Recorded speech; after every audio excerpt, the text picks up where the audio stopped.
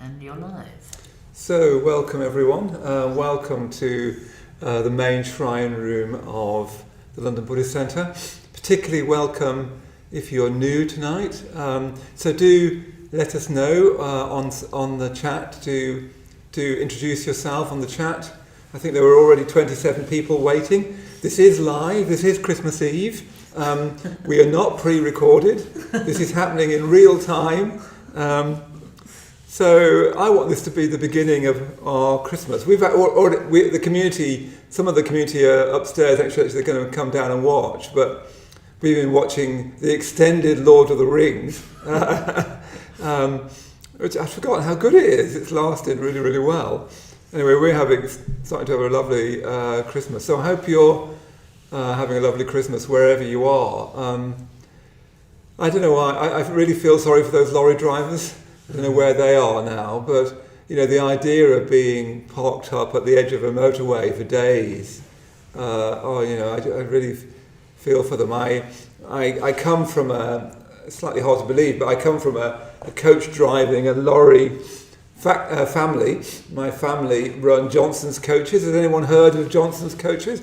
You'll see them on the motorway in yellow and white regalia. That's my family, and so I sort of feel for that sort of business, as it were. But yeah, I just really feel for those lorry drivers just stuck there and the family and so on. So I hope that you've managed, wherever you are, to get to where you want to be, to get you to where you'd like to be with your friends and loved ones or whoever you've tried to get to. I know people have been taking their tests and trying to see whether they can move and so on. So. It's been a very, very difficult year, hasn't it? I don't need to remind you all of that. And what I thought we'd do tonight is, I don't know how many we've got watching so far, Sanjay. Sanjay is doing the tech as usual. Yeah, we've got more than 50 people watching. Oh, that's great. So 50 of you watching just now, and welcome if you're watching this on whatever it's called, playback, record, having heard before.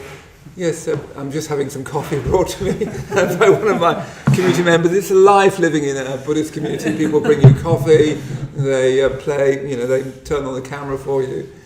So we've got our community come down. It's our community night. And of course it's Christmas Eve. I've been a Buddhist now for however long, how many years, 34 years, something like that. But I love Christmas. I love the whole myth of it. Of course, I don't, it's probably not quite, it's a bit rude to mention it now, but I don't believe in Christ, I don't believe in God, but I love the myth. I think there's something very truthful, very right about the myth of the birth of Christ, in the birth of a divine child in the darkest moment. I think there's something I love about that, and I love the angels, the oxen, and the whole story, the shepherds, the kings. I mean, all you need is, dark and kings and shepherds and angels and so on. So I hope that this could be the beginning of we could just enjoy that. So what I would suggest that you do is, if you'll all be at home, so light some candles if you can, turn the lights down, have me on flux on your computer, which gives me a sort of strange orange tanned look. Put flux on your computer. Turn all your lights down, light some candles. I've got a decaffeinated coffee with a Hockney painting on it. So get yourself, some mulled wine, a mince pie. Sanjay made mince pies earlier on. Just think of this as an evening just to enjoy yourself. Yeah. We're just going to read some poems. I'm going to read 4 poems. Let's see how long that takes. It won't be as short as you might expect. So what I'm going to do is read 4 poems and try and talk about them. I always try to prepare, but I never quite know what I'm going to say, because every reading of a poem, if you read it well, is kind of fresh. You sort of want to rediscover it as you read it. Poems aren't a kind of a little puzzle of language that you need to tap and play with until you can kind of get the meaning out of it, and then you can dispense with the poem. People sometimes think about that with poems, that they're like, yeah, but what do they mean? And if I can click it in the right way, I can get the meaning out and dispense with the trouble of having to read the poem. But the poem is the point. Yeah. So to really read poems, you need to keep on being open to them and discovering fresh resonances and depth with them. So it's always really rather live when I try and do this, and frankly sometimes it works and sometimes it doesn't. Anyway, it's Christmas Eve, so that's just fine, whatever happens. I thought I'd weave it together, if I can, by stepping back for a moment and just saying, well, we're going to read these 4 poems. So what is a poem? What is poetry? What is a poem? And I wanted to start with Auden's famous 2-word definition of poems, of poetry. He said that poetry is memorable speech. Yeah, it's a brilliant two-word definition of poetry, memorable speech. So I thought I mean, a bit cheeky, but I thought I'd come up with my own 2-word definition of poetry, and then let's see whether I can apply that definition. I don't quite know why I'm wanting to do this, but I thought I'd have a go.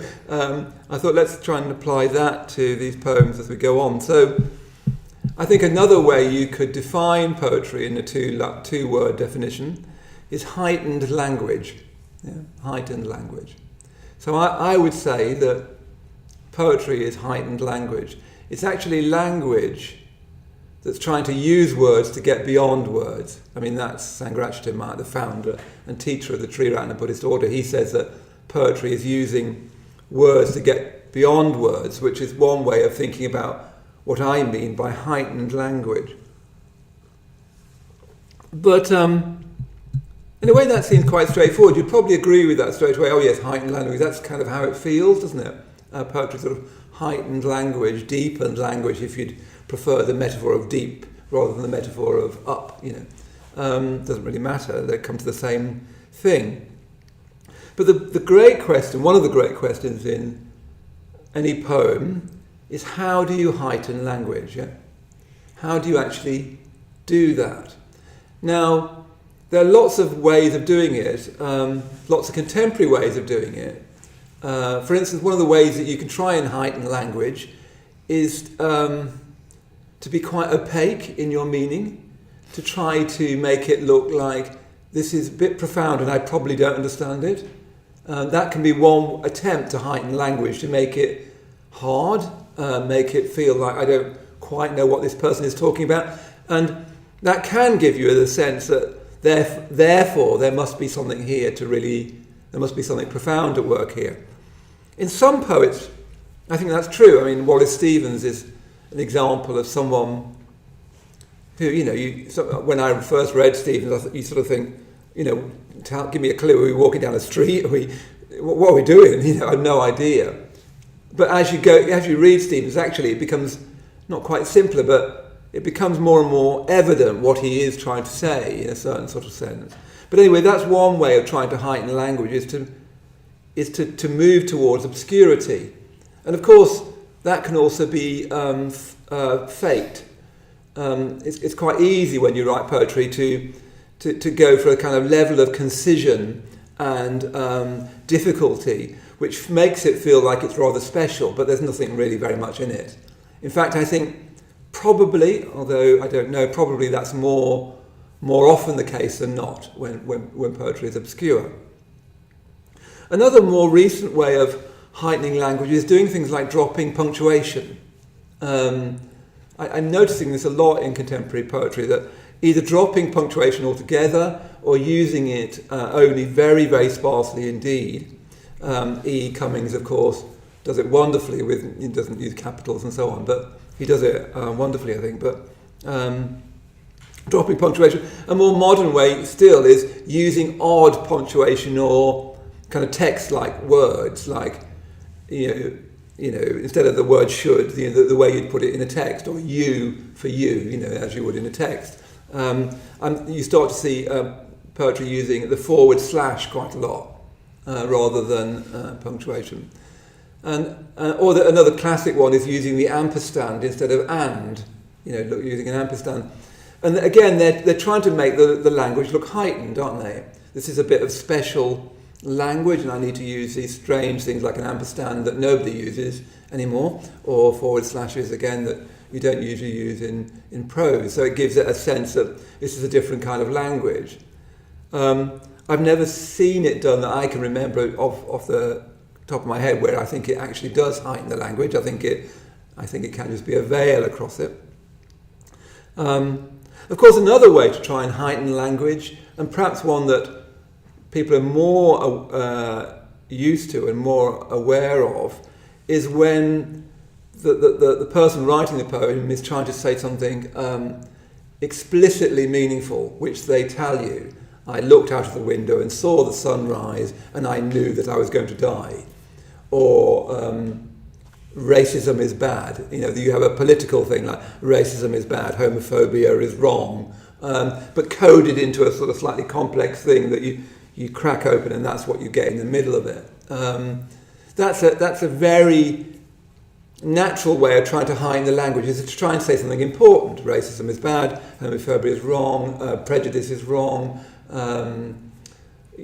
or trying to say, wouldn't it be good if we all loved each other, etc., etc. Once again, I don't think poetry is very good at that. If you want to make an argument, if you want to write, I don't know, about the danger of prejudice, for instance, it would be much better to write prose. I don't think poetry is very good at that. In fact, I don't think poetry is very good at opinion, generally speaking. I think if you want to write your opinions, you'd be better off writing essay or journalism. But that's, you see how that's another strategy to try and heighten the language, is to say something deep. The trouble is, as soon as you try and say something deep, often you're not very deep. So if I say to you, I'm now going to say something really quite deep and profound, it's sort of a bit of it's a turn-off, isn't it, immediately? And you slightly defend against it. It's very like when someone says, can I tell you a joke? It's always really worrying when someone says, can I tell you? You just want to say, no, please don't, because you've ruined it already.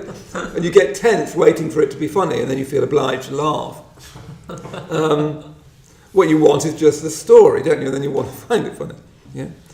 But you see, those are all strategies to try to heighten language, because that's, I think, what poetry is heightened language, or heightened speech, might be the way that Auden would say.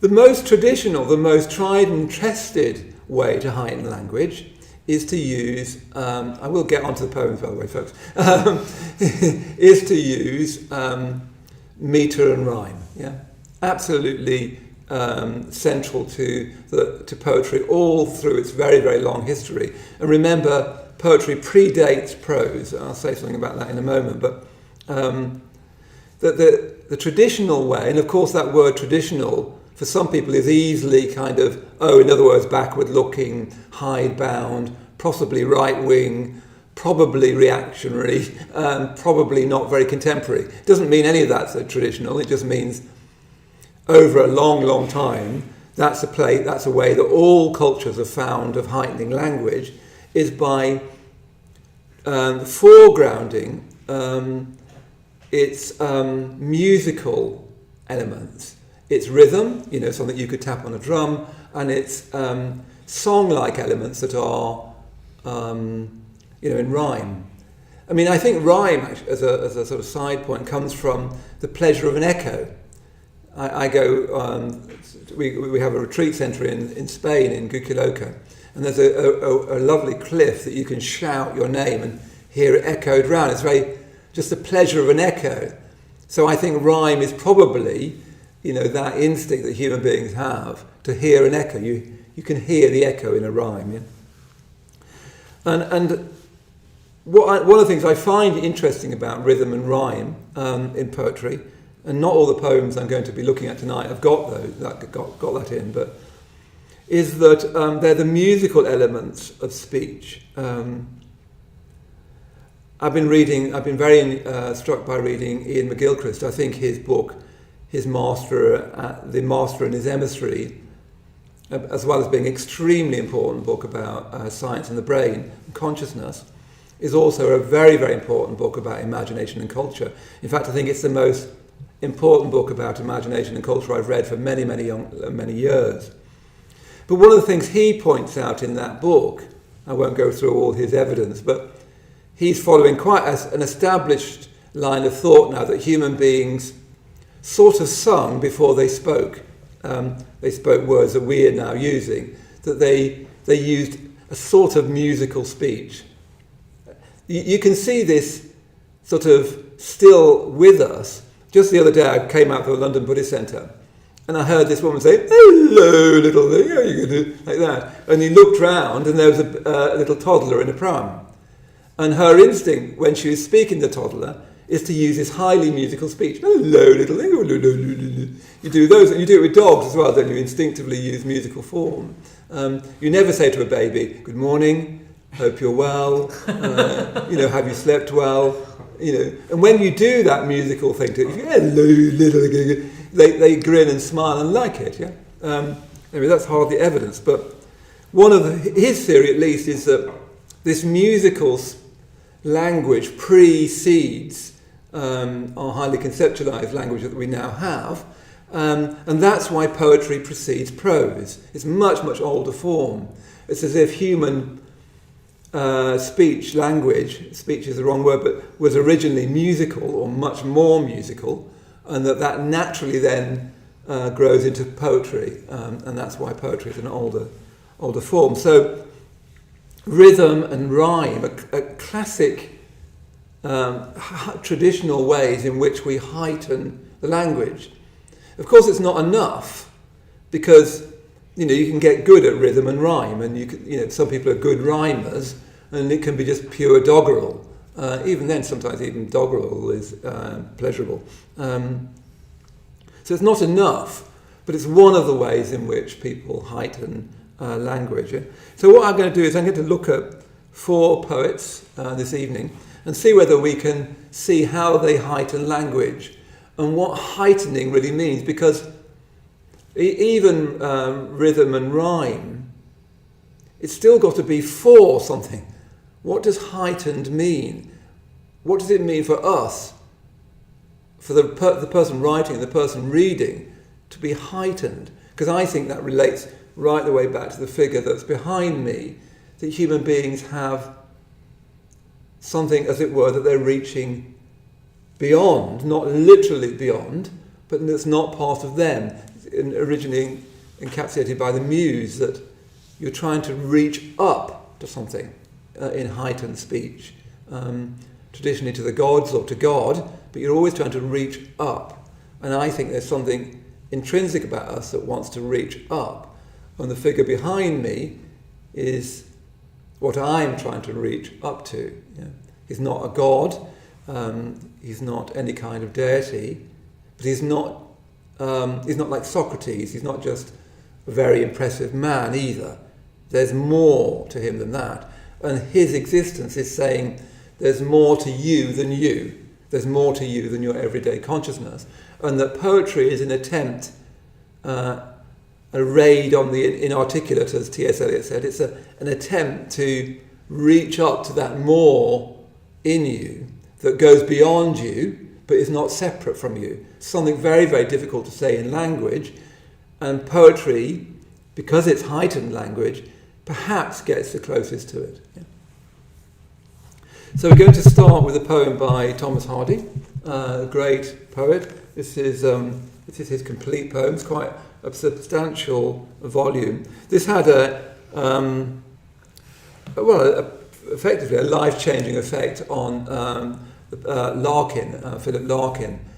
He was originally very influenced by Yeats, and he said he had this book next to his bedside and read the whole of Hardy's complete poems, and it completely changed his whole writing. And the Larkin that we know is very indebted to Hardy. Of course, many of you will know Hardy as the novelist, Jude the Obscure, Tess of the D'Urbervilles, and so on. He thought of himself primarily as a poet. He was born in 1840. He died actually all the way until 1928. So lived through the First World War, and became really one of the great war poets.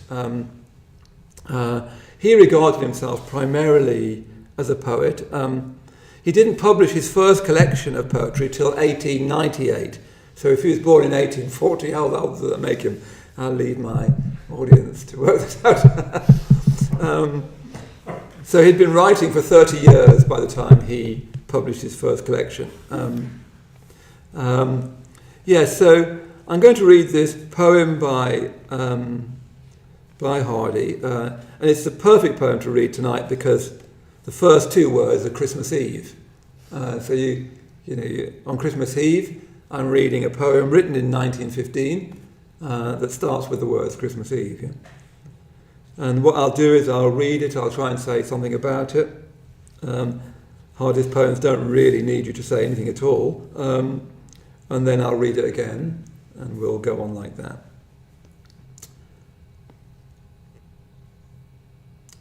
The Oxen. Christmas Eve, and 12 of the clock. Now they are all on their knees, an elder said, as we sat in a flock by the embers in hearthside ease. We pictured the meek, mild creatures where they dwelt in their strawy pen, nor did it occur to one of us there to doubt that they were kneeling then.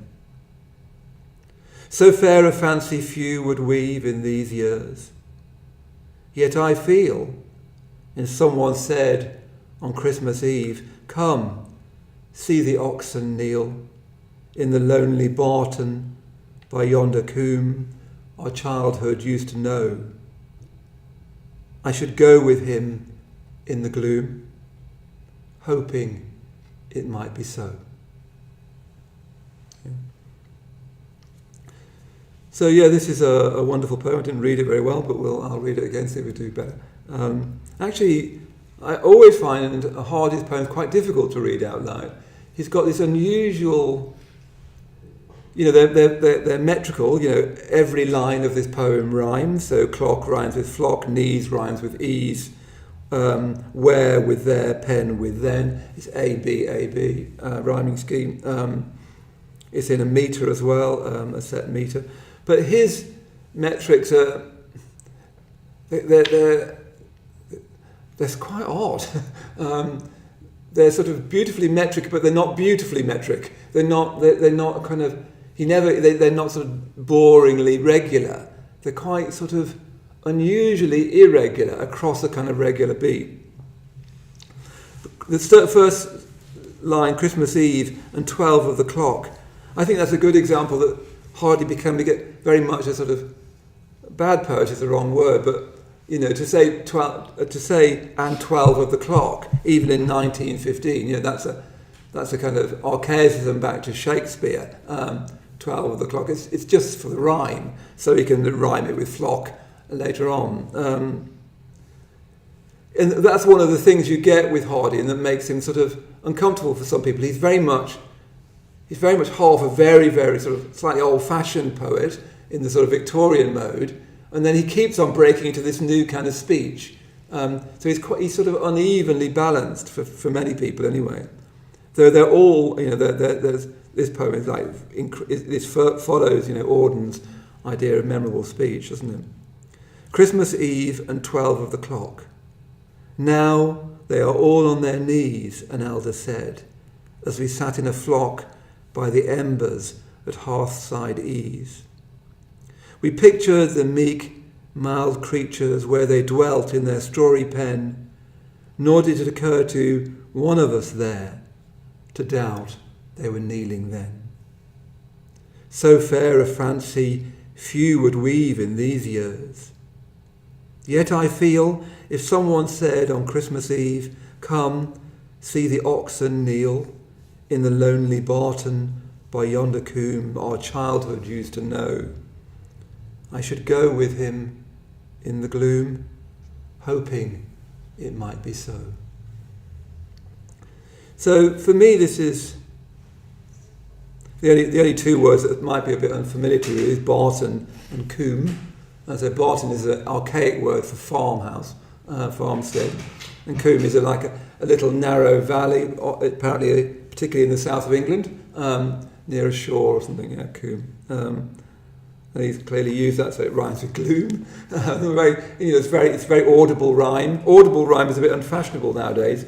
People think it's too simple. Actually, it's particularly difficult to get audible rhyme to work. But my reading of Hardy, and I think it's pretty... Hardy is, at the very least, a skeptic.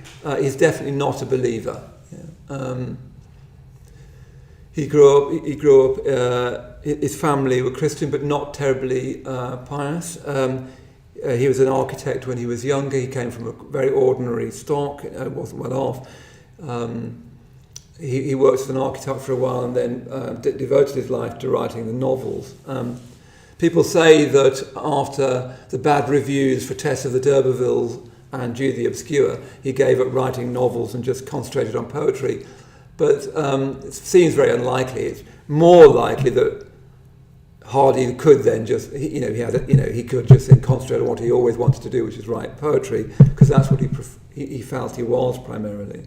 But yes, what you've got here, I think, is a wonderful story that feels as real, surely, to us now as anyone. He doesn't believe in God. He doesn't believe in the Christian story. He doesn't believe in the angels. He doesn't believe that the oxen were kneeling. I love that image, though, that nature itself kneels to the divine child. He doesn't believe any of that. And he even says, few, what does he say? He says, so fair a fancy few would weave in these years. So fair a fancy, which is very beautiful. So fair a fancy few would weave in these years. And there's a sort of regretting of that. He's in his mind, I think, secular. He's influenced very much by the philosophy of Schopenhauer, so he's pessimistic. Certainly Jude the Obscure does become absurdly pessimistic. I read it recently, and thinking that all the criticism was unjust, you read it and you think, no, it is. I thought it was terrible, frankly. It's just clearly something personal is going on for Hardy when he wrote that novel. But here's someone who doesn't believe in God, doesn't believe in these stories, but so wants to. So deeply wants to. Even the way it starts Christmas Eve.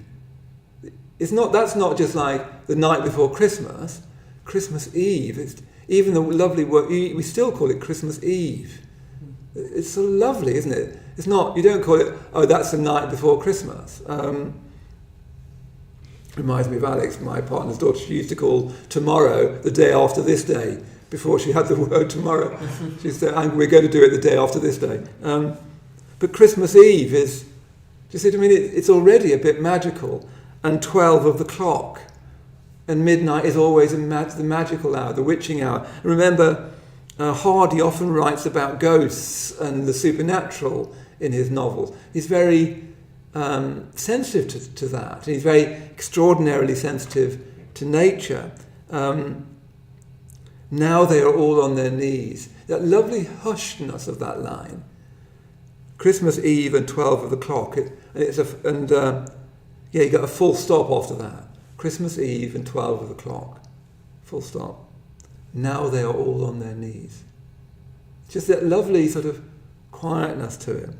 An elder said, as we sat in a flock by the embers in hearthside ease. So they're all sitting around the last burnings out of a fire at midnight. And the elder is saying, now they're all on their knees. And of course that's lovely because he's making, the elder, whoever the elder is making the nativity story perpetually happening. It's now they're all on their knees. He's not saying at this time, traditionally it's said, now they are all on their knees. So he's making the story of the nativity, of the birth of a divine child, into a dark world. And Hardy was terribly sensitive to the darkness of the world. In that way, quite like Schopenhauer, very, very sensitive.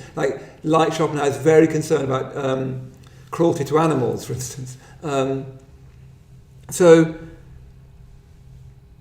there's this sort of lovely sense of them all sitting around this fire at the end, and we pictured them, and they're all sitting there, and it's happening now. It's not happening in the past. And any parabolic story, any legend, as I say, we're all watching, some of us are watching, what are we watching? Lord of the Rings. And any mythic story like that is always happening. You just sort of tune into it. You know, in that story, they go on the quest with the ring, they have to be innocent, they have to be harmed during it and learn by that, and so forth. So he's taking it like that it's happening now. This story of the divine child in the darkness of the world. So divine that this so much is this possibility of a new consciousness, that the animals themselves, which surely are an image for nature itself, are bowing to it, as we would say, the Buddhists would say, are kneeling to the Christ child. And you see Rembrandt's wonderful images of it, which is he makes the straw kind of burningly lit by the light of the Christ child, yeah? And all the shepherds are looking, and the animals and so on. It's this picture of magic at midnight, and of course somewhere you've got the hush of the snow. I don't know why, but I don't know whether snow is mentioned in this, but somehow there's snow all around this painting, around this poem. We picture the meek, mild creatures where they dwelt in their strawy pen, nor did it occur to one of us there to doubt they were kneeling then.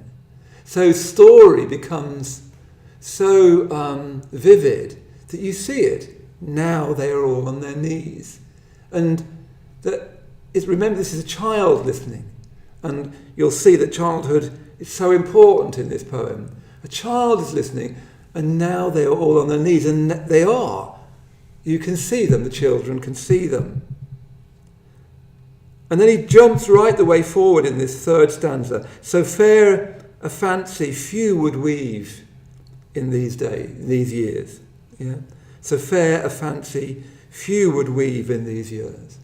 So he's just had those two little verses. They've all been back in childhood, midnight, Christmas Eve, an elder. Now they're all on their knees. And then this jump over the white of the stanza break to so fair a fancy few would weave in these years. So that's the voice of an older man. But it doesn't, all it is a little line space missing. And he jumps over that white space and jumps, 40, 50, 60 years. Yeah. And then to connect that jump, he says, yet I feel if someone said on Christmas Eve, come, see the oxen kneel in the lonely barton by yonder coombe our childhood used to know, I should go with him in the gloom, hoping it might be so. I mean, isn't that wonderful? He's gone from a child to this clearly much older man. You know, it's halfway through his collected, although he wrote much, much more at the end of his life. He's sort of thinking, well, nobody would say that kind of stuff now.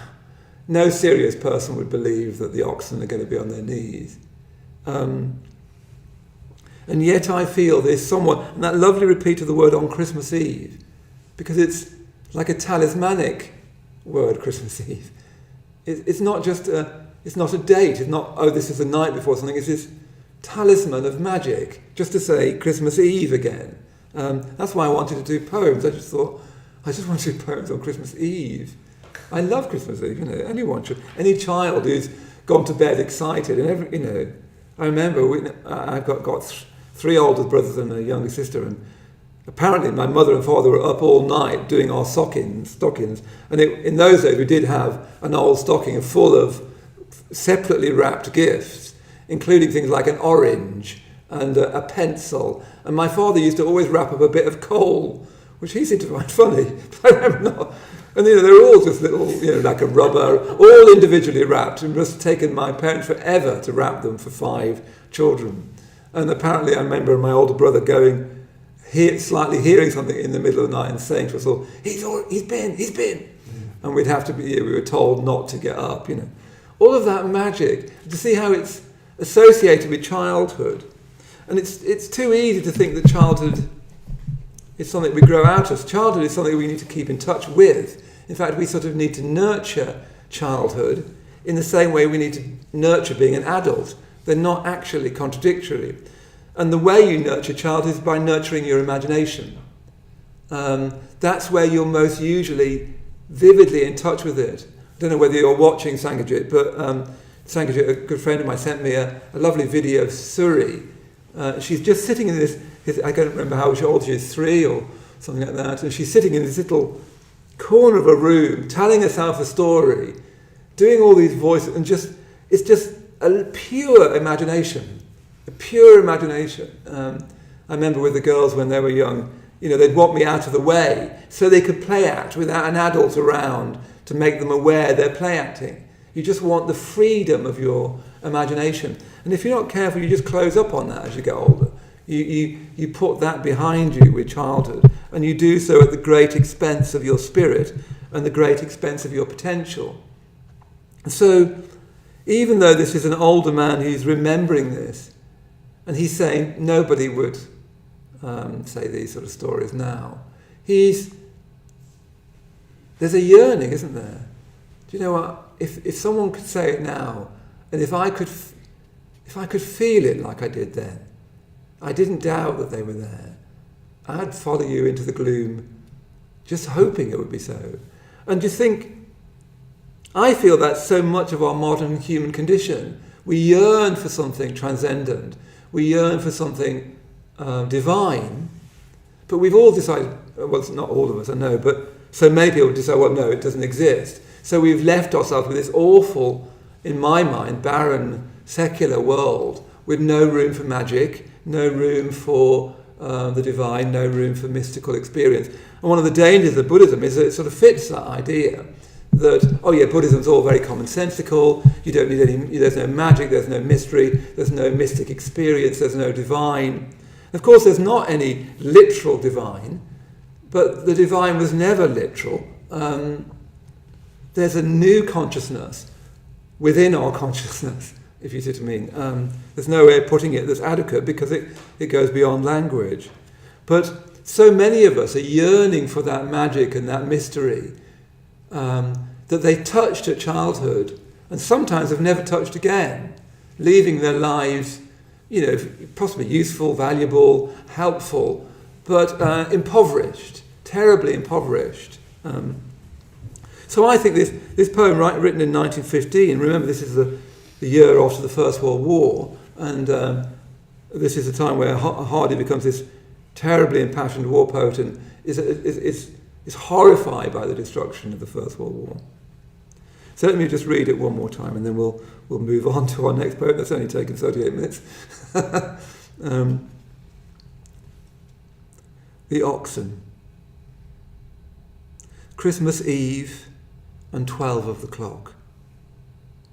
Now they are all on their knees, an elder said, as we sat in a flock by the embers in hearthside ease.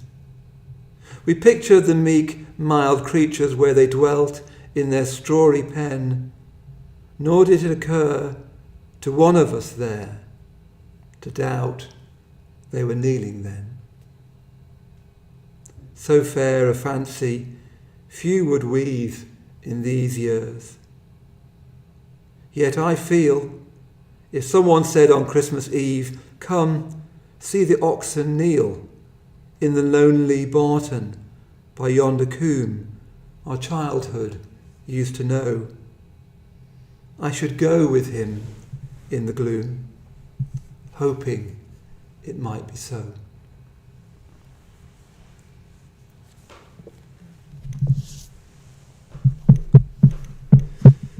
Good, so let's go on to another poem, another Christmas poem, to celebrate this time. I'm going to go on to a poem by a wonderful American poet, Richard Wilbur. This is his collected poems, although he released a very short, very beautiful last collection called Anti-Rooms, which I think has got at least 2 masterpieces in it, if not more. I think of Wilbur as rather underrated. He's usually criticised as being too beautiful. Nice problem to have, I always think. Too beautiful, formally elegant and matchless formally, but tends to say yes too often, and so on. He was born in 1921 and died in 2017. So an incredible long life, 1921 to 2017. I'm not going to say how old. My community are teasing me because anything to do with numbers, I go kind of woo-woo. 93, at a guess? 96. I'm drawn to numbers like a moth to a flame. Anyway, you don't need to know that. Let's stick to poetry. I'm a bit better at that. There's very few numbers in poetry. Anyway, let's move on. So interesting, one of the things that Wilbur did, he's written 5 books of children's verse with his own cartoons in them. And they're wonderfully funny. It's a shame you can't buy them separately because they'd be really good for children. He originally wanted to be a cartoonist, somewhat, slightly unbelievably, but he wanted to be a cartoonist. He starts off as a Second World War poet. One of the great Second World War poems, First Snow in Alsace, is an early poem by Richard Wilbur.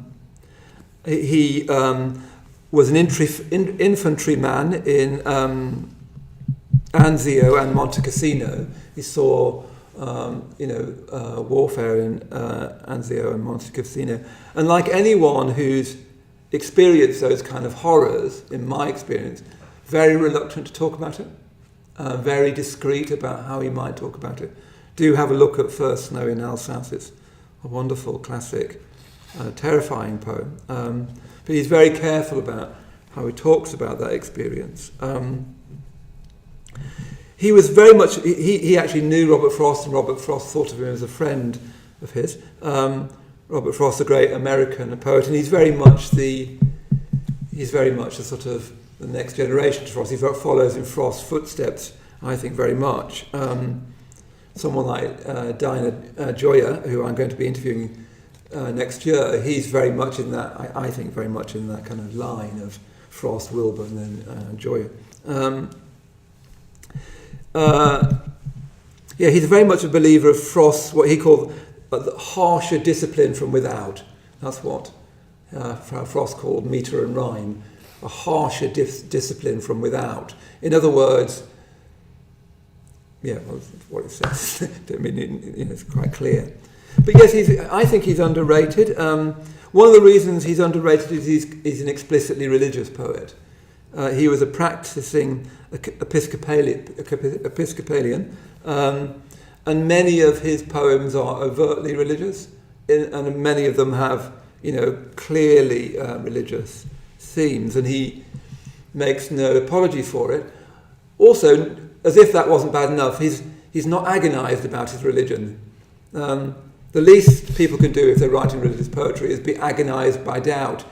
I can't think of anyone that he's particularly agonised by. If he was Geoffrey Hill with that hard, sort of tough kind of Anglican agony that Hill can have, wonderful poet, Geoffrey Hill, but he's not like that. He just seems to just have faith, and not particularly be agonised about it. And we can't forgive him for that.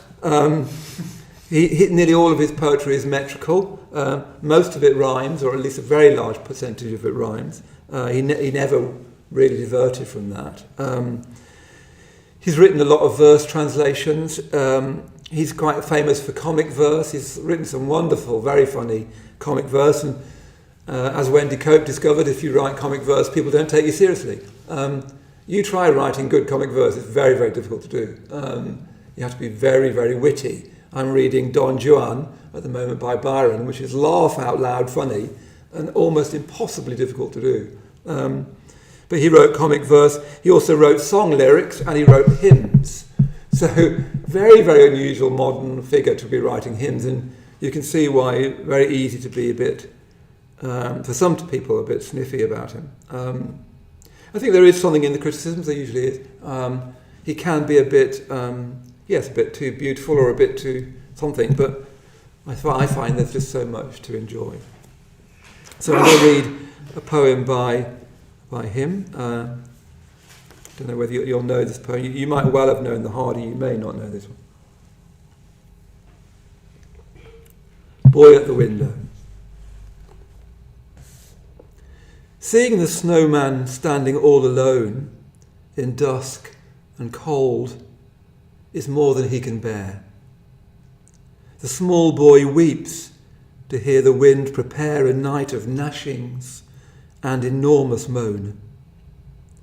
His tearful sight can hardly reach to where the pale-faced figure with bitumen eyes returns him such a God-forsaken stare as outcast Adam gave to paradise.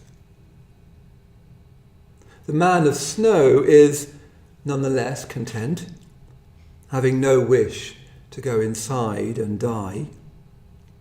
Still, he is moved to see the youngster cry.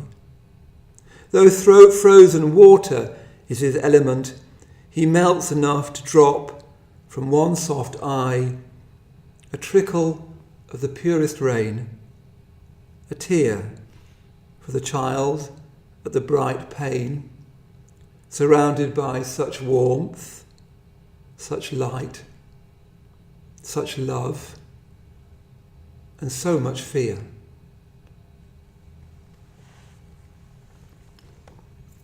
So I think this is a wonderful poem.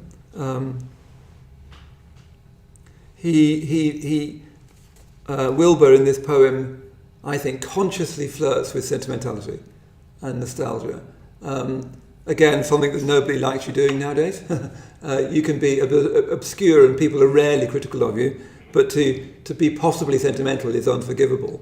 But I think my reading of it is that he's consciously flirting with the sentimental. A poem about a boy looking at a snowman.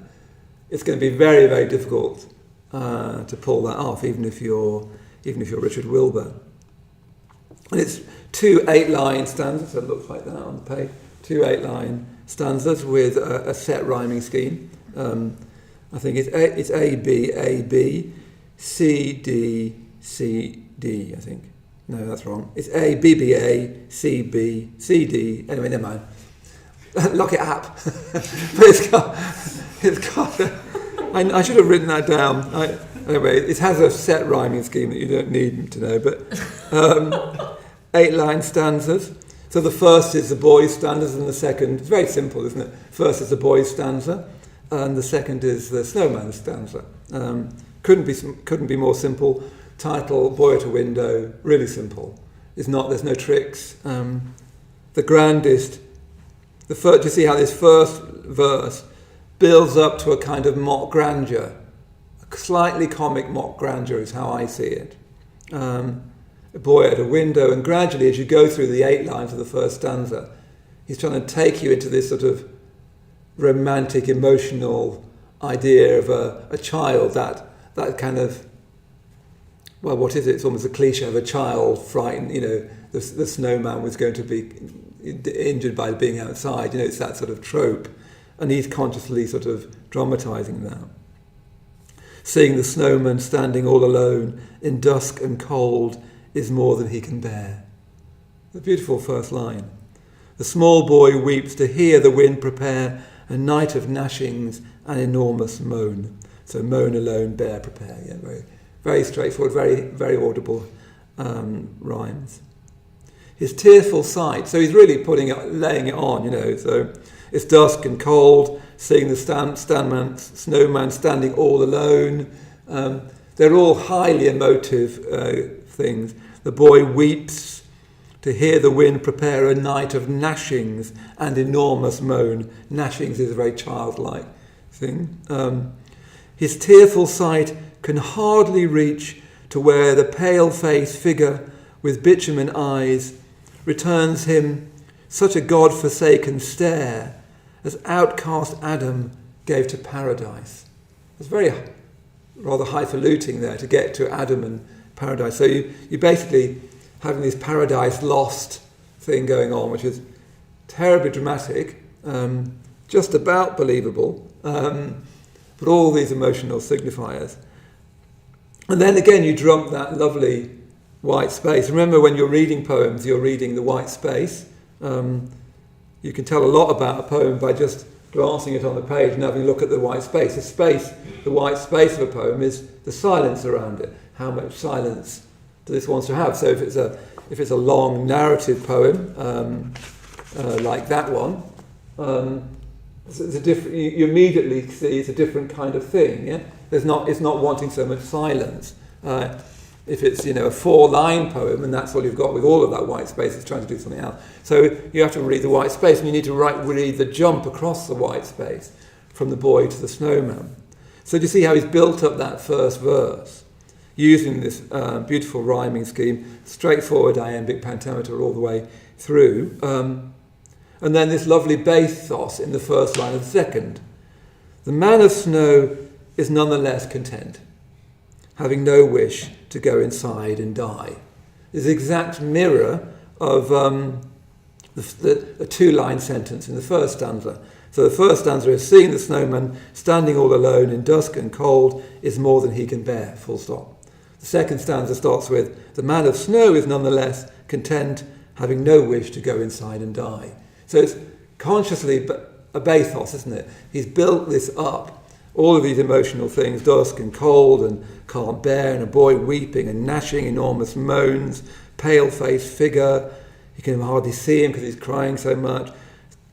Outcast Adam gave to paradise, builds up right up, and then has, the man of snow is nonetheless content, having no wish to go inside and die. It's comic, basically. Yeah?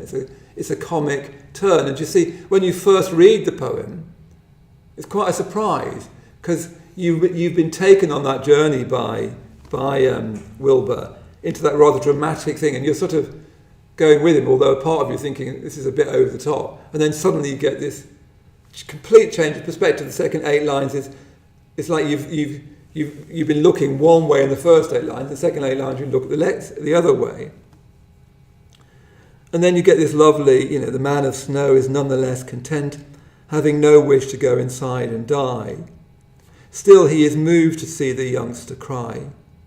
Though frozen water is his element, he melts enough to drop from one soft eye a trickle of the purest rain, a tear for the child at the bright pane, surrounded by such love, such warmth, such light, such love, and so much fear.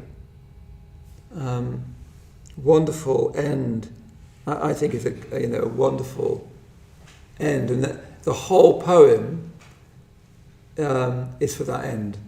The whole Don Patterson said that a poem is a little machine to remember itself, but the whole poem is to get that end in. So much fear, and to have set that up so masterfully, and to lull you along in that happy iambic pentameter jog all the way through it in a very lovely pace with these gorgeous, very audible rhymes. It's quite exceptional, I think. So do you see he's been building up the emotion slightly fatuously, in a comic way. Then you get this sort of bathos. Then you get this sort of move up again. Still, he is moved to see the youngster cry. It's lovely, that word youngster. We've had child and boy. Now we have youngster. There's something beautiful about that placing, I think. I don't know, it's very caring, someone to call somebody a youngster. I remember when we first bought Vidrasana, the man who owned the farm, when I went, I was the youngest there at the time, and he said, "Oh, here's a young'un." It's very sort of caring. Still, he is moved to see the youngster cry. Though frozen water is his element, he melts enough to drop from one soft eye a trickle of the purest rain, a tear. And you see how that tear, the boy has been crying. So you've got this incredible thing of a window and two worlds looking at each other in this tiny little drama of a poem. An actual lot going on. You've even had this whole universal thing because you've mentioned Adam and outcast from paradise, which is all to do with the fall of man. So it's a universal theme. You've got this boy looking out of a snowman, and the snowman looking into the boy, and they're both crying about each other. You slightly wonder what deeper resonances for Wilbur that has. There's something in that, I think. When I read it again, I'll perhaps find it. So they're both crying a trickle of the purest rain, a tear for the child at the bright pane, surrounded by such warmth, such light, such love, and so much fear. Isn't that wonderful? Because he set you right up. By the time you come to the end, you feel you know this story. Oh yes, it's that trope of a boy, and then he's changed that trope by having the snowman talk back. That's quite clever, and you think it's done. Especially when you get. It's interesting that he's got bright pain, which actually rhymes with. Where's it? It's a rhyme word, but it's midway through the sentence.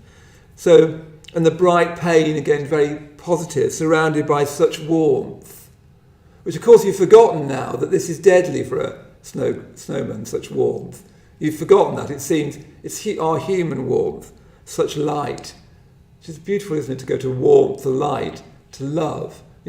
All stepping up: warmth, light, love, and. It creates this lovely sense of, this is a Christmas poem, it's snow. You had that lovely sort of about it, and so much fear. And suddenly you get, I find that genuinely masterful. Suddenly you get a much deeper take on the human situation. A much, much deeper take. Suddenly this is a very serious poem. This is not. He's flirted with sentimentality to wrong foot you. He wants to get you right the way up to a rather sweet story about Christmas, and so much fear. That's our human issue. That we've got all of these things. We're surrounded in this world picture that he's created, because he's mentioned the fall. He's mentioned Adam, the begetter of all human beings who come from the Christian myth. He's mentioned paradise. And he's saying that we're surrounded by such warmth, such light, such love. And that's true, isn't it? When I think about my own life, I'm surrounded by such warmth, such light, such love. My parents, my friends all around me just now. So much of that in my life, and so much fear. And that, what a shame. What a shame that there's. What is there to fear? You see how there's underlying that is his whole vision, and even his whole faith probably, and so much fear.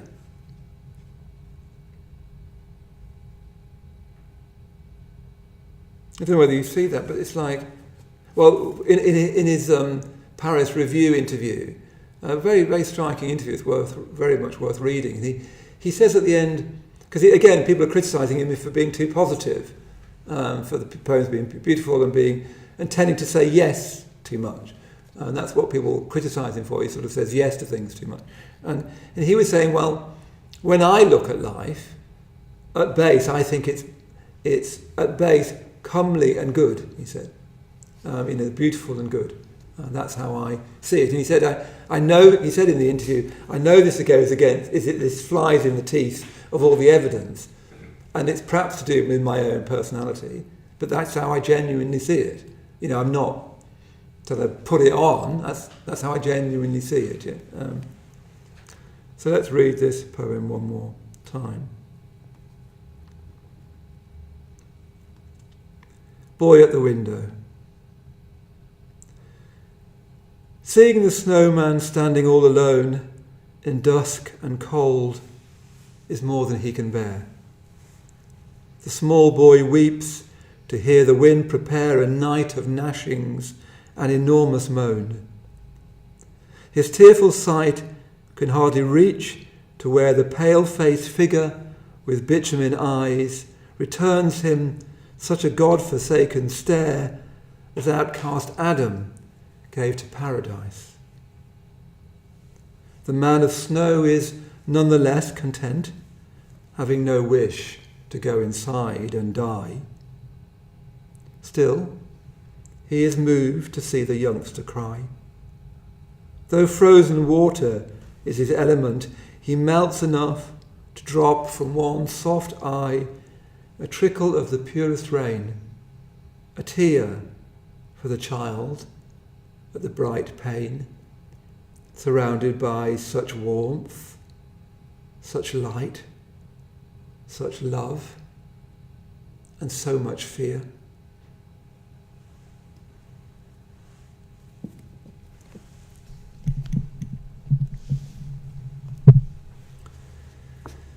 So both of those poets, wonderful Thomas Hardy and Richard Wilbur, English poet, American poet, both of them are heightening language, aren't they? They're both instances of heightened language, and they're both using rhyme and metre, but they're not using rhyme and metre as the end in itself. They're trying to reach towards something.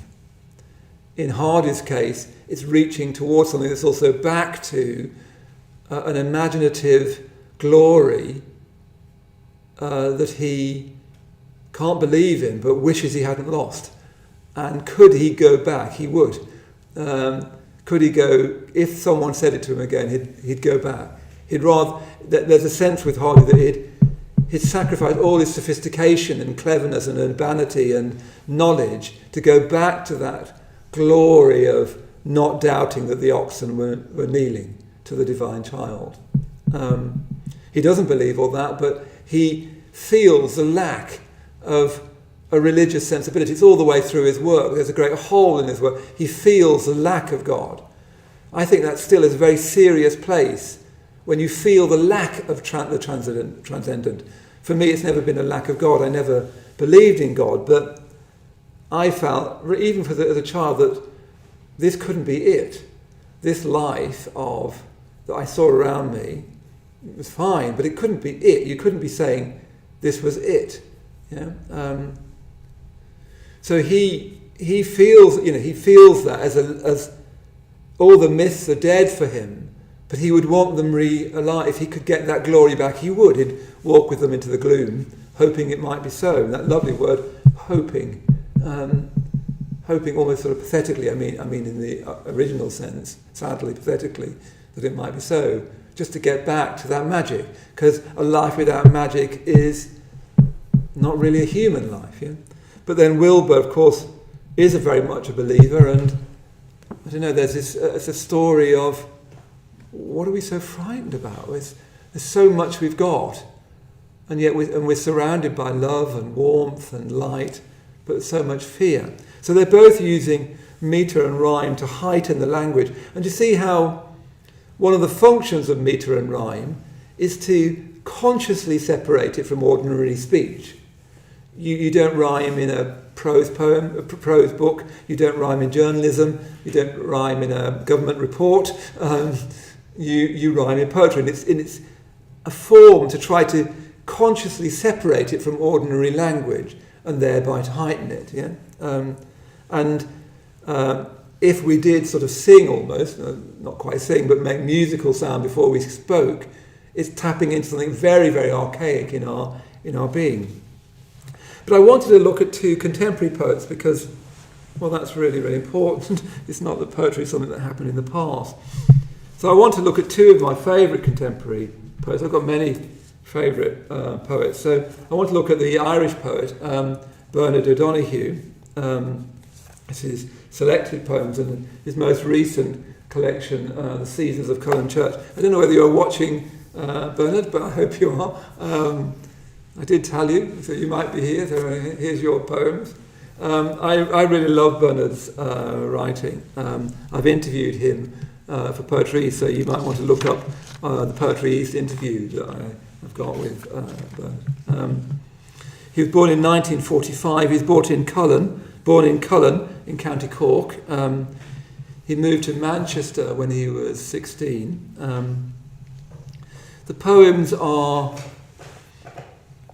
There's a lot of poems about rural Ireland and poverty and the grinding poverty that was around him. There are no tricks in Bernard's poems. They're not flashy. they're not even quietly flashy.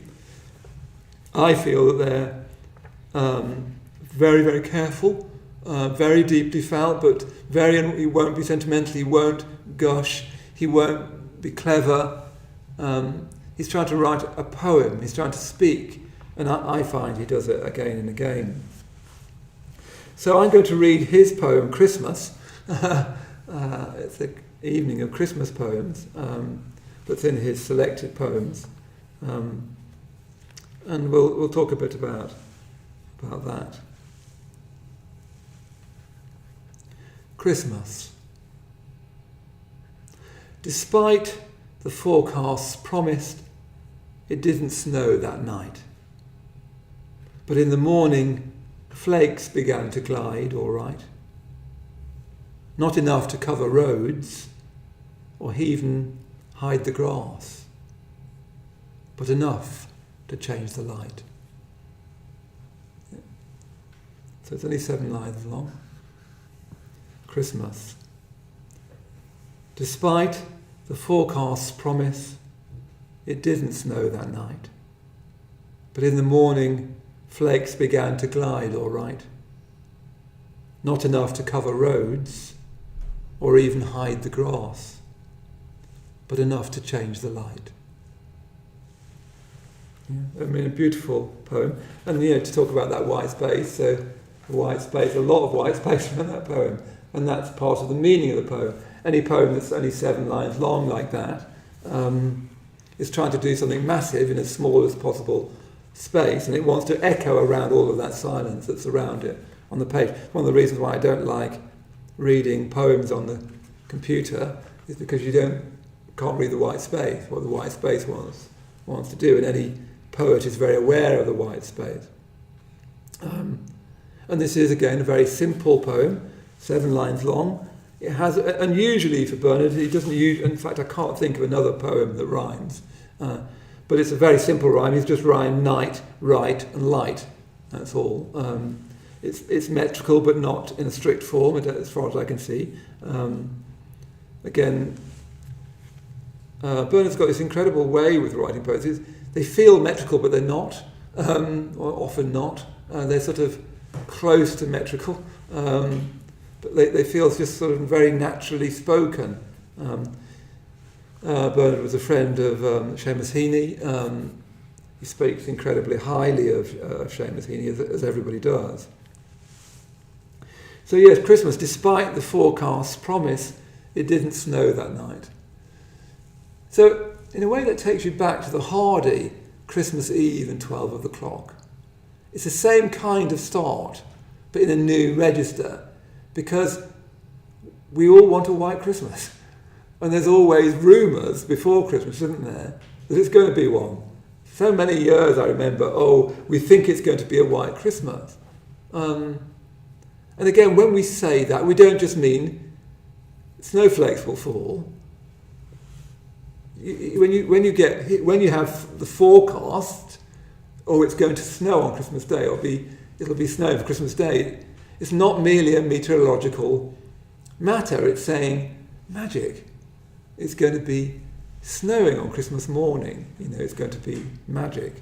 Of course, in Bernard's poem, he's not saying anything about magic, but it's very subtly there, isn't it, despite the forecast's promise.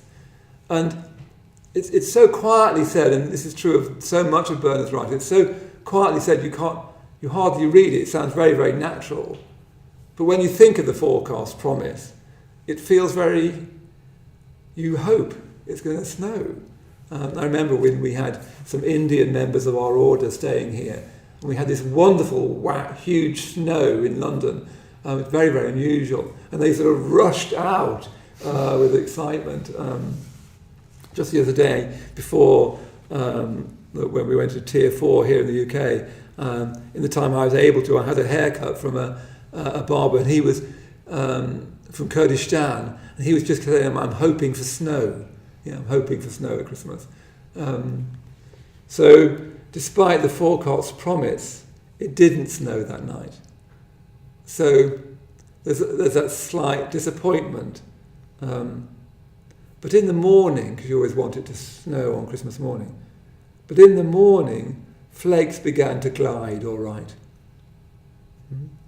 But in the morning, flakes began to glide all right. It's a very beautiful sound, isn't it? But in the morning, flakes began to glide all right.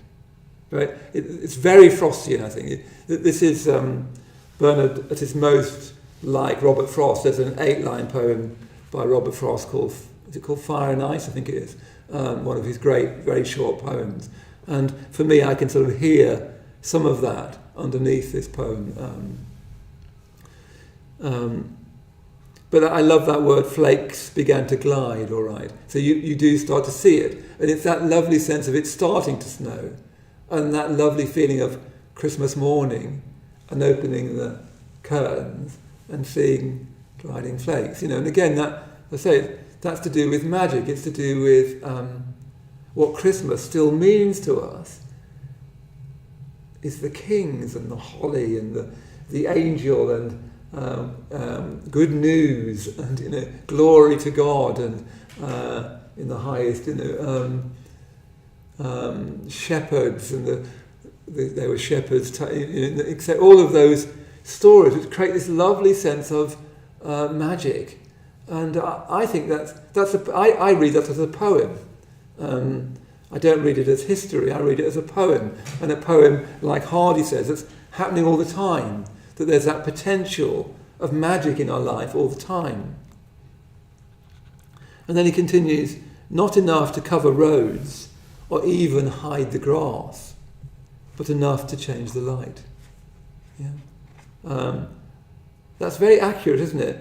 Not enough to cover roads. Okay, yeah, that's a big image, yes. So there's not enough to cover a road, or even hide the grass. When snow falls into the grass, and you can still see the snow the grass coming out from the snow. It hasn't hidden it yet, hasn't turned it into a white. You get that green white sort of thing. And then that wonderful last line, but enough to change the light. I'll read the whole poem again in a moment, but do you see that this is a really good example of heightened language? This is 7 lines long, and the language is anything but self-consciously heightened. There's no poetical language. That was the other thing I wanted to say about heightening language. Is an obvious way to try and do that is be poetical, to sort of wear a cravat, to smoke a pipe, to talk about things that are purple or shards or, some kind of gorgeousy poetical language, which is usually fake or failed. Bernard never reaches for those kind of things. But it's all quietly there in the poem. So do you see that last line, but enough to change the light? Nobody reads that thinking, oh yeah, because there was snow on the ground, the sense of the light would be slightly different, do you? You read it, as Keats would say, figuratively, that the magic had happened, except for even that's too crude a way of putting it, because yes, the magic had happened in one way, but you also just mean the light changes. But the light changing and magic are no longer at antipodes. There's no longer metaphor and science. There's something slightly valuable, something a little bit more, not massively more, but a little bit more. Doesn't even hide the grass, doesn't cover the roads, but it's enough to change the light. Nobody reading that poem says, oh yeah, I can see, because it was snowing, it looks a bit different, there's a bit more light around. That would be literal to the point of madness. And if one does read it like that, anyway. But you see, it's a really good example of heightened speech. I'm a Buddhist. I've been practicing Buddhism now for 34 years, and we have our own rituals. Obviously, Buddhism has a lot of rituals, and ritual. You can see that all the arts came out of ritual, and ritual speech is also heightened speech. You're trying to approach speech in ritual as Bernard is approaching it in this poem. It's just a bit more. There's something a bit more, even much more, being suggested. So if you can get what Bernard means by enough to change the light, then you really can understand Buddhist ritual. Because you're not reading that literally. You're not thinking, oh yes, it would slightly change how the light seemed. You'd read it enough enough to change the light. It's that word enough, partly, enough to change the light, which is, it's ringing at different levels. It's ringing at a literal level, it was enough to change the light, but enough to make something happen, to make some kind of miracle happen at Christmas. And again, Bernard, I don't think, is a believer. I don't get that sense at all from the poems, but enough to change the light. So let's read that again, seven lines. It's amazing what a poet like Bernard can do with just 7 lines. No other form could do that. Yeah. Christmas. Despite the forecast's promise, it didn't snow that night. But in the morning, flakes began to glide all right. Not enough to cover roads or even hide the grass, but enough to change the light.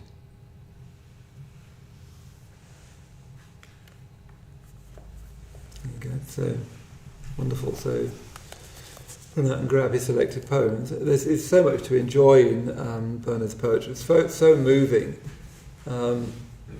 subtly, quietly, unobtrusively moving, but very, very deeply felt. And then finally, I want to read a poem by Mimi Khalvati, who's a good friend of mine, I would say. She's been my poetry mentor for many years. I won her in a collection, in a competition. In fact, I think I won her twice. She's the best thing I've ever won, Mimi Khalvati. I don't know whether you're watching, Mimi. I hope you are. So I'm really pleased to read one of Mimi's poems. So this is her selected poems published by Carcanet Child. It's got a lovely Wiard on the front, and there's something about Mimi's poems that really remind me of Wiard. And then this is her most recent collection, Afterwardness, which is a sequence of sonnets. Every line in this collection rhymes. I don't know anyone who can write the sonnet as beautifully and as tenderly and as cleverly when people are trying to be clever and difficult. She writes in this beautiful, very, very. Oh, you have to read them really. They're poems. That's what you end up with. So I'm going to read this poem. I've always thought of this as a Christmas poem. I think it must have been because I saw it on a Christmas card. But I always think of this as a Christmas poem. Mimi was born in 1944. She was actually born in Tehran, and she grew up on the Isle of Wight. She she soon forgot her native Farsi and came to England with no English, but very quickly lost Farsi and spoke in English. I think one of the issues for Mimi's reception to readers is not quite sure how to place her. So some people sort of want her to be more Persian in a certain way. She is, and yet the poetry is very, she's very, very much in that tradition of Wordsworth, Frost, Edward Thomas, all the way through to her. She's very much in that tradition, although she's probably the poet most responsible for bringing the ghazal into English poetry, and writes beautiful ghazals. Again, very, very difficult form to do well. Mimi writes every new collection Mimi writes, she always tries to extend her boundaries, so she'll write a book in free verse, and then her next collection will be all sonnets like this collection is, and she'll want to set off in another direction.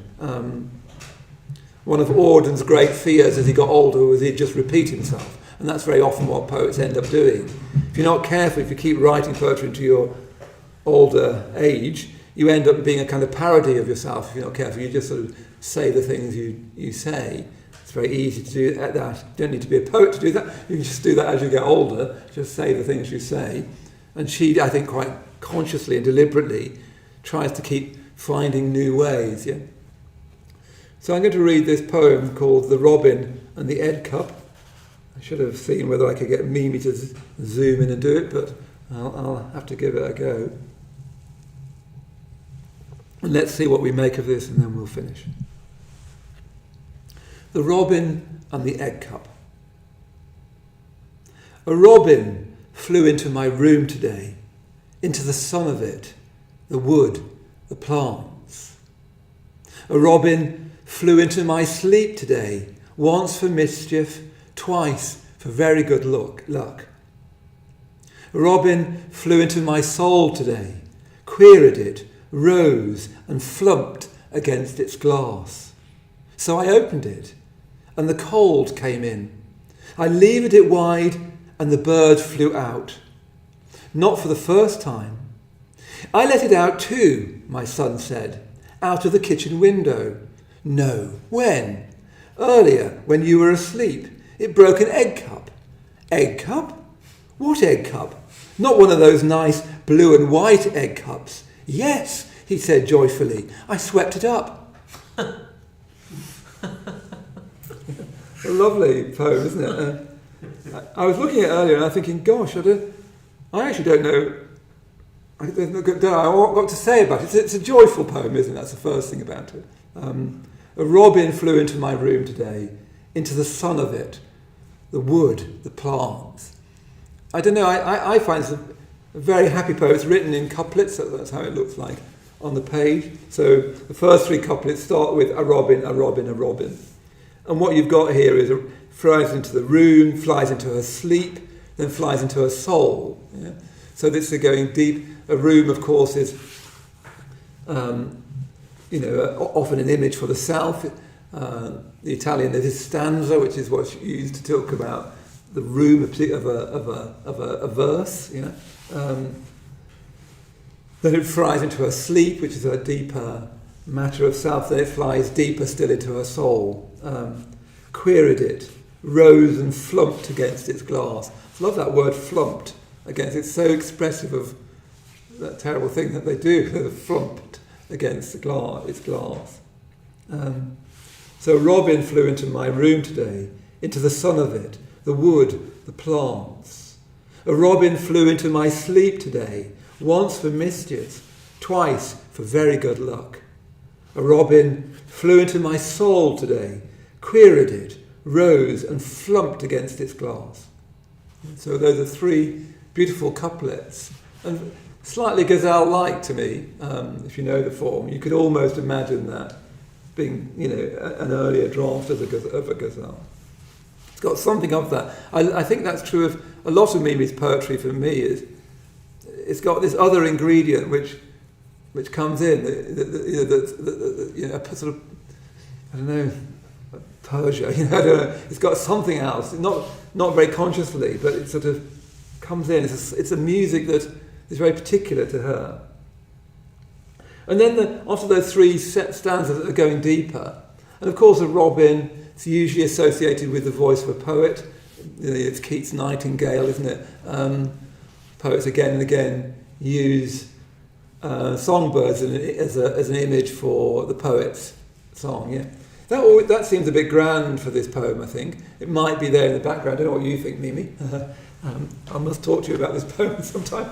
I did tell you I was going to do it, but I didn't actually talk to you about it. But to think of it as being an image for you as a poet, it feels a bit grand for you, Mimi. Although I'm sure that's there. But a robin. For me, it's partly just that astonishment at a robin. You don't need to make a poem or say it's a symbol for the poet's imagination, like the nightingale. It's just a robin. How good is that? You don't need to sort of, warm it up, do you? You don't need to poeticize it. Just the other day, I was walking with Donna Utah, a good friend of mine here at the centre, and we were walking and talking about something, a meeting that we needed to do, and she was saying to me, Mantrabandhu, I think we need to have another Zoom meeting about that. I think this is what we need to do. And I think, I'm not sure.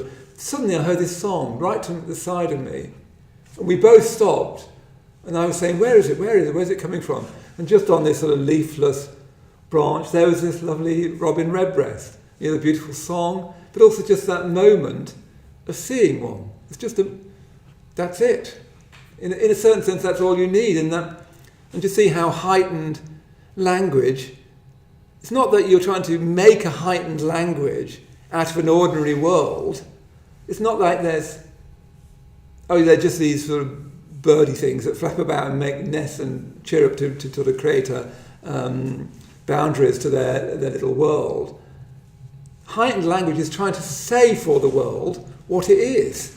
You can't just to say a robin is heightened language. A robin, a robin, a robin. It's almost like she's got Ted Hughes in mind, that lovely poem about Ted Hughes' daughter where she first sees the moon. She says, moon, moon. I remember that with Alex, my partner's oldest daughter. I had her in a buggy and pushing her along, and we turned this corner, and at the end of the road, the full moon, and she just said, moon! And that lovely relationship between the word moon, all those O's, the full moon itself. In a way, you can see that's where poetry comes from. It's just moon. And Mimi in this poem is just saying a robin, a robin, a robin. And it flies into her room, and that sort of shock of when a bird flies into your room, you feel alarmed for it. Again, it's not just the birds come into the room, it's a bit annoying, you need to open the window and you actually really want it to be all right. I remember a robin redbreast I had a solitary retreat where somebody, just before do you remember, Jan Watch? Just before I was going into this solitary retreat at our retreat centre at Vadrasana, suddenly someone screeched up on the outside the retreat centre in a big car, got out, brought to me this shoebox, and inside this he opened it. Inside the shoebox was this robin that had been injured. A cat had got it, and he said, you must do something with it. Came to a Buddhist retreat centre, with a shoebox with a robin in it. That's like, you seem to me that's a poem, but it's not like he wouldn't have done that for a slug, or a cockroach. And he brought it, and I remember I was trying to feed it, and I was giving it water, gave some milk, and I had it on my solitary. It was in this, and then one day it took off, and I'd left the window open and just perched on the window for ages, sort of obviously getting this sort of strength, and then flying out into the gloom, and I could see its little red breast, just as it stayed on a tree. And it's a feathered creature, like where angels come from. Angels aren't just something that things made up, they're to do with how we feel about a robin. Yeah? And I think you've got that in this poem. A robin flew into my soul today, queried it. That's good, isn't it? I'd like a robin to query my soul. Can you live as frankly as me? Can you sing like me? Can you live like me? It's be so alive. And queried it, rose and flumped against its glass. Makes you wonder what Mimi thinks about the soul there. Flumped against its glass, because the soul is something she seems to be locked in, the soul. It's not a place of majesty, it's a place of, seems to be a place of restriction. Yeah? And that the robin has flown into her soul and she wants to let it out. And then she says, so I opened it and the cold came in. So you see why I think this is a Christmas poem. So the cold came in. The lovely shock of the cold coming in. I levered it wide and the bird flew out. I levered it. So she's levering wide her soul. So the bird flew out. It's a very joyous image, isn't it? A beautifully joyous image. I levered it wide and the bird flew out. Not for the first time. Not for the first time. You think, what? And then she's left that behind. She does that a lot. She's very much, Mimi's poetry is very much as a touch and go. She'll touch on something and then leave it. Great tact in doing that. Not for the first time. And then, so you've been following that. It's coming in like that, and then her soul is somehow restricted. She's opened it out. She's let the cold in. The birds flown out. Not for the first time. And then there's no speech marks on this last part. It's all in dialogue, but it's not written as with inverted commas. I let it out too, my son said. So the sun has suddenly appeared miraculously in this poem. Until then, you could imagine it going quite somewhere else, this poem. A robin, into my soul. I opened it, it flew out. If you were writing, you think, where would I want to go now? And I thought, isn't it good that robins can fly? And you could have gone that way. And my soul feels like a small place, and I wish I was out there with a robin. And I can imagine her thinking, no, rubbish. So what we get is this incredible jump. I let it out too, my son said, out of the kitchen window. By the way, all these are all closed couplets. Every couplet finishes with a full stop. So that's partly why it's like a ghazal to me, but they're all closed couplets. Not for the first time. I let it out too, my son said, out of the kitchen window. No, when? Is how the next couplet starts. Earlier, when you were asleep, it broke an egg cup. Egg cup? What egg cup? Not one of those nice blue and white egg cups. Yes, he said joyfully. I swept it up. You just think, I never expected any of that. You see what I mean? I never expected that. So she's sort of gone to this thing where it's flown to a room, then it's flown into a sleep, which is quite poetical. Now it's flowing into my soul, and now I'm letting it out. You think, you're starting to think, this is going to be a spiritual poem, and then it's this lovely poem about motherly love and joy and sort of the son saying, I let it out too, out of the kitchen window. The kitchen window seems important. It's a kitchen window. It's a domestic window, but it's also taking you right the way back to ordinary human interactions. And then that lovely no, when? Earlier, when you were asleep, it broke an egg cup. Egg cup? What egg cup? Not one of those nice blue and white egg cups. Yes, he said joyfully. I swept it up. Egg cup, up, kind of clinches the poem. But it takes you, it's taking you one way and then just goes, actually we're going out that way. And then she just leaves, the poem just sort of leaves. My overall impression of this poem it's a poem of joy. Larkin said that happiness writes white. In other words, there's nothing much to say about happiness. It's very difficult to write happy poems that aren't either a bit trite or that are often not poems. Poems tend to be melancholic. If you read Ian McGilchrist, The Master and His Emissary, he even talks about why that is the case in poetry. And it's to do, in his mind, to do with the left and right hemisphere of the brain. And the right hemisphere of the brain is more melancholic.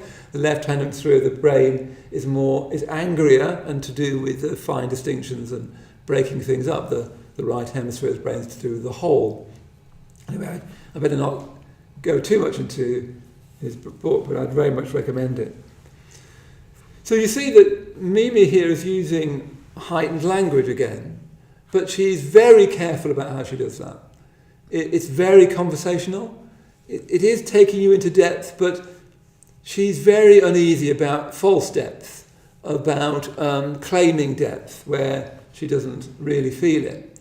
But also this is, to me, it seems a poem about simply the shock of a robin coming into your room. And it's not just a bird, it's a robin, a redbreast, and of course, its association with Christmas, also its association with Christ, although I don't think it'll have so much of that association for Mimi. It's becoming this soul bird, and then it's released back into just being a bird that came into the kitchen, perched on one of the egg cups on the shelf and broke it. And there's some, it's gone back into that, but it's still got in that, having the word joyfully there at the end, something of the shock and pleasure and delight that anyone who sees a bird with any degree of openness has, a moment of more, a moment that requires, to communicate it, heightened language. So do you see that all these four poems are heightening the language, metre and rhyme. Actually, Mimi often writes in metre and rhyme. They're trying to find ways of heightening language because that seems truer to life, that there's something about life that can only be expressed in heightened language because life isn't just the secular, the apparent secular, the ordinary, the everyday, the banal. There is a more to it. Yeah? And all of us want that more, and it's magical. It has a magical sense. It's connected with childhood. Even here, it's connected with the sun. It's got a joyful element. It's got a surprise element. It comes from the side when you're not expecting it. It illuminates your life for a moment and then goes back. Yeah? And all of us yearn for that. And the practice of Buddhism is about living that out.